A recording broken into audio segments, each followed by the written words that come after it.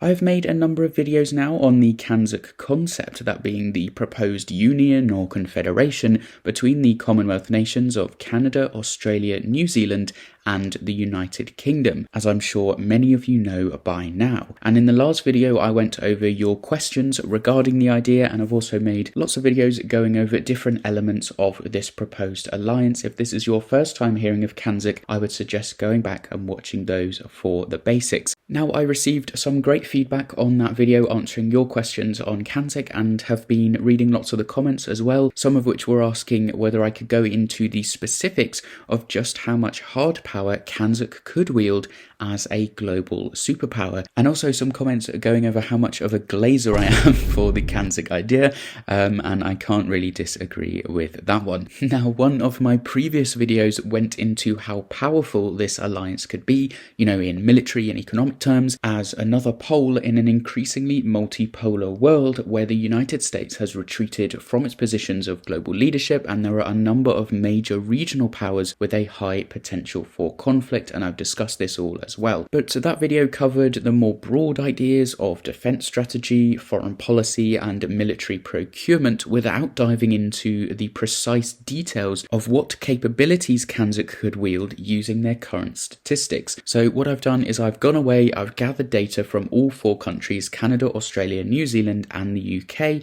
and I've put it together into one video here for you. I'll be covering in this video things like military statistics, like how much manpower, how many tanks, how many attack aircraft, for example, CANZUK has combined, etc., as well as giving you the geographic, population and economic data as well. So safe to say this has taken a decently long while to compile, and I hope you enjoy it. So without further ado, let's dive into it. So I have a big table of data here. I haven't written up a proper script for going through it, so let's just see how it goes. But a lot of this data comes from 2024 figures and for 2025, if I can find them, for military details, for example, but I have not used economic projections for the future for the end of 2025, as they are subject to change and lots of volatile circumstances at the moment. So for the economic data, I have mostly taken the data from the end of 2024. So it is still pretty recent data, but first of all, we will start with the geography of CANZUK. Now, it is safe to say, just from looking at the land masses of the CANZUK countries involved in it, there are Canada and Australia, both absolutely massive land masses. And so if you take all of the data of these, including Canada, Australia, New Zealand and the United Kingdom, they have a combined land area of around 18.2 million square kilometers. I'll put the exact figure up on the screen if I can get the exact number of square kilometers, which would place it number one ahead of Russia by about 1 million square kilometers. Of course, Canada at the moment is the second largest country in the world already, and then adding Australia, New Zealand and the UK to those statistics makes it number one, and nearly 12% of the entire world's land area. Population wise, according to 2025 statistics that I can find, they would have about a combined population of 141.8 million people, so nearly 142 million, which would place it in 10th place, just behind Russia, with about 150 million in Russia, although their population is declining. Military expenditure wise now, the 2025 defense budgets for all four countries have a combined budget of nearly 155 billion US dollars. Now, this would place it third, just ahead of Russia in fourth, and would be behind USA and China. Now, moving on to the economic stats, I'll run through these fairly quickly, then we can get on to things like the territories of CANZUK and more specific military details as well. So the nominal GDP of all four nations combined using the 2024 stats, their combined GDPs would amount to around 7.9 trillion US dollars, which would place it comfortably in third place behind the USA and China. And it cannot be understated how huge this is, nearly an $8 trillion economy. And we've discussed in the past how a free trade area, in my opinion, would be hugely beneficial to these countries, of course, with some caveats and protections, I'm sure, for each country. But yes, a huge GDP, and GDP per capita on average for 2024 stats is pretty decent as well. It would amount to about 55,000 US dollars. The exact stat I'll put up on screen again, and this would place it in 18th place, just ahead of Germany and just behind what Canada has alone, and Australia bumps up these stats. They have a really high GDP per capita actually. So we average out around where Canada is alone, which is very nice. Now I've also calculated the median average of the Human Development Index of all these countries combined and then divided by 4, and the HDI is kind of this summary of the average achievement in key dimensions of human development, like a long life, a healthy life, being knowledgeable and having a decent standard of living, and combined divided by 4, CANZUK nations average out to around 15th place with a score of 0.94, the closer to 1 being the best, and the same score as what the UK has alone, and close to countries like Finland and Liechtenstein. So very high score there, 15th in the world with HDI. Territories wise, Canada doesn't have any official territories, but all 3 of the other nations do. Australia has the Ashmore and Cartier Islands, Christmas Island, the Cocos or Keeling Islands and the Coral Sea Islands, Heard Island and McDonald Islands, the Norfolk Island, and then their Antarctic territory as well. New Zealand has the associated states of the Cook Islands and Niue, and the dependent territories of Tokelau and New Zealand's Antarctic territory as well. And then the UK's overseas territory is a crazy list. I'll reel them off really quickly. It's Anguilla, Bermuda, British Indian Ocean Territory at the moment anyway, British Virgin Islands, the Cayman Islands, the Falkland Islands, Gibraltar, Montserrat, the Pitcairn Islands, St Helena, Ascension Island, Tristan da Cunha, South Georgia and the South Sandwich Islands, the Turks and Caicos Islands, the British Antarctic Territory, and then the Crown Dependencies of Jersey, Guernsey and the Isle of Man. But yes, I thought it was worth mentioning these territories because if we are talking about CANZUK as a global power and trying to have military-wise global deployability, it is very important that they can hold on to these territories dotted all over the world. It can be very important strategically. And I hope I did them justice with the pronunciation as well. I'm sure I butchered a few of them. But moving on to some of the kind of more governmental or political statistics, of course, they all have the same head of state in King Charles III under a system of government that is called a constitutional monarchy, and they all utilise within this constitutional monarchy the Westminster-style parliamentary democracy. This system rests upon the sovereignty of Parliament, which is very important as a representation of the people, having a head of state that is neutral and stays above the matters of politics, and I think it is a great system. Now, capital cities-wise, I've seen a lot of criticisms of people coming out and saying, oh, this is just the British Empire reunited, this is the UK trying to exert influence over its old colonies. No, this is 4 equal partners, and the 4 capital cities would remain the capital cities. It wouldn't just all go to London, so it would be Ottawa, Canberra, Wellington and London on equal footing with an equal say. So worth saying that.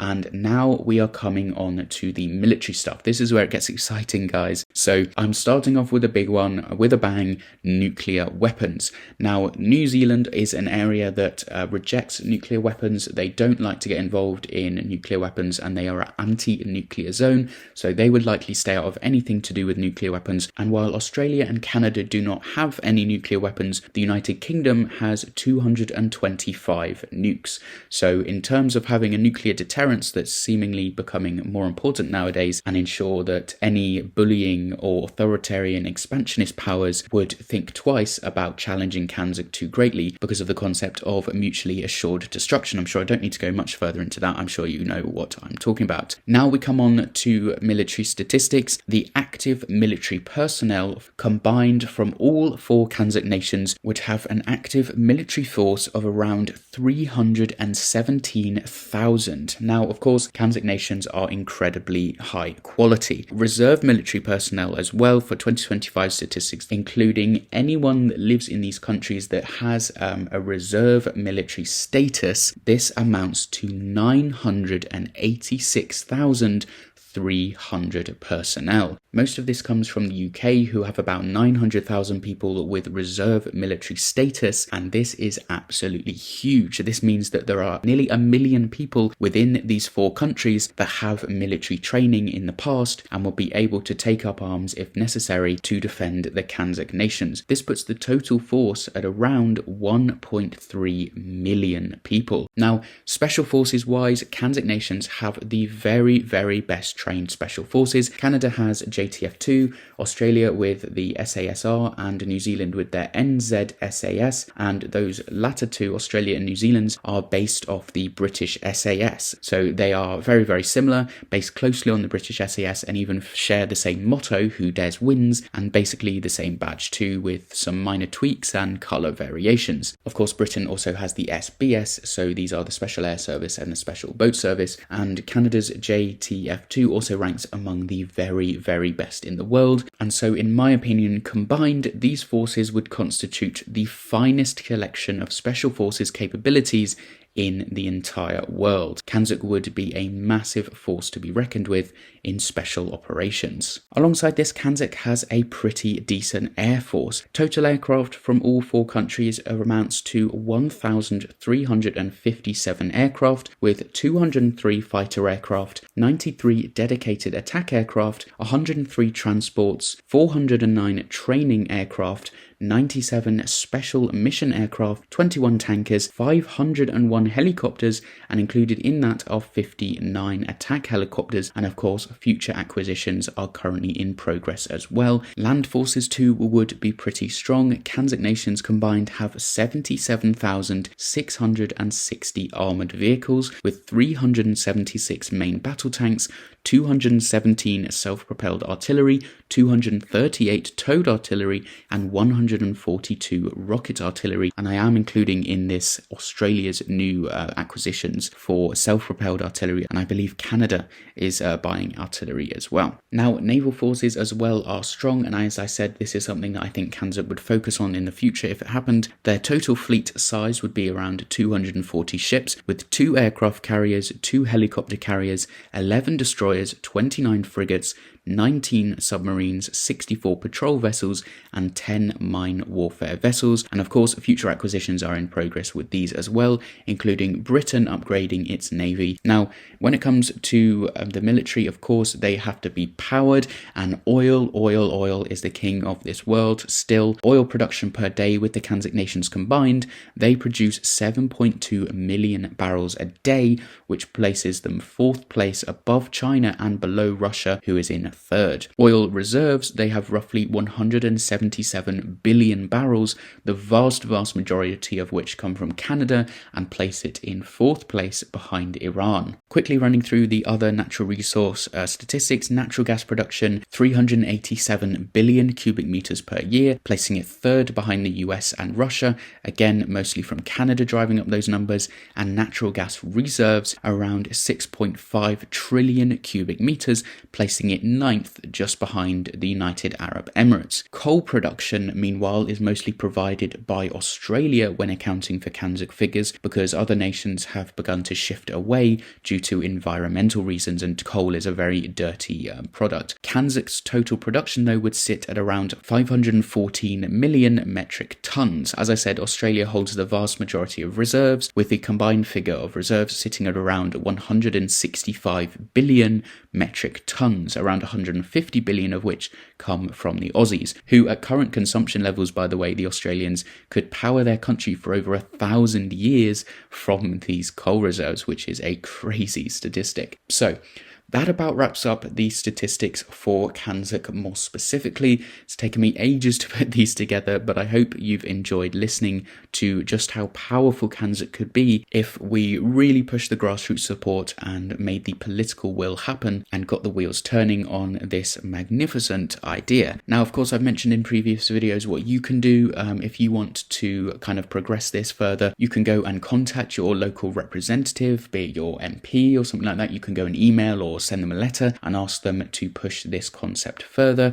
You can also go online and sign the CANZUK petitions. Go to the UK's gov.uk website and you can sign the Get Talks Starting on a CANZUK Union petition, and if it gets to enough signatures, this will get an official reply from the government, and it will even be debated in Parliament if it gets to 100,000 signatures. So really important you go and do that. But as always, I hope you've enjoyed this video. I hope it's given you a bit more context about the power of a CANZUK Union, how much of a global power it really could be. This has ended up being quite a long video, but I hope you've enjoyed it. If you did, leave a comment in the comments down below. I like to read through them. Leave a like and subscribe if you did enjoy, and thank you very much for watching.